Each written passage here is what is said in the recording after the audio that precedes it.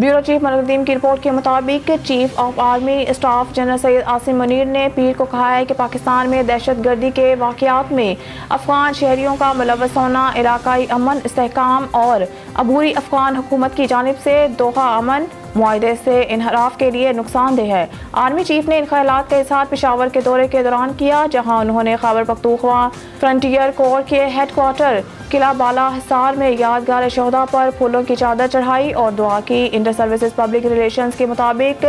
COAS ने नए जमशुदा इस्लाह के कबायली माहिदीन के साथ साथ जिंदगी के तमाम शोबों से ताल्लुक़ रखने वाली शख्सियात से भी मुलाकात की। ब्यूरो चीफ मलकदीम की रिपोर्ट के मुताबिक वज़ीर आज़म के दफ्तर के एक बयान में कहा गया है कि special investment facilitation council SIFC की आला कमेटी का तीसरा इजलास पीर को इस इक़दाम के तहत मुस्बत रफ्तार को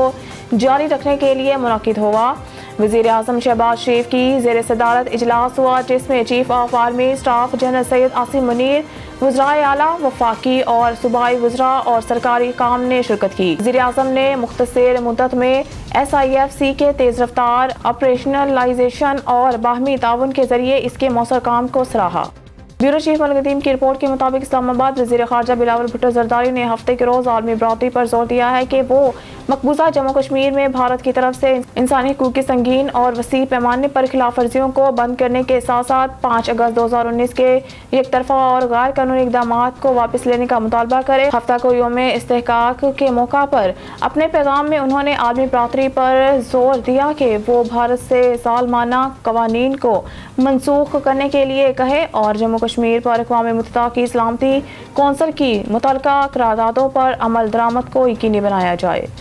ब्यूरो चीफ मलकदीम की रिपोर्ट के मुताबिक इस्लामाबाद आइन के आर्टिकल 3 और आर्टिकल 188 के तहत आज खुद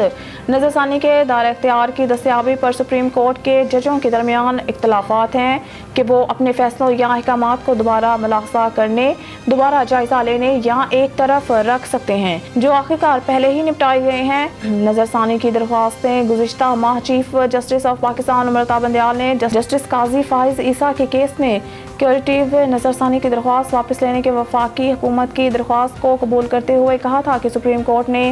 समात सोमोटो के लिए रेवेन्यू दायरा के वजूद अख्तियार को तस्लीम किया है। सुप्रीम कोर्ट ने समात के लिए सोमोटो रेवेन्यू दायरा अख्तियार के वजूद को तस्लीम किया है के लिए दूसरी दरख्वास्त मुकम्मल इंसाफ, ताहम इसने नोट किया कि दूसरे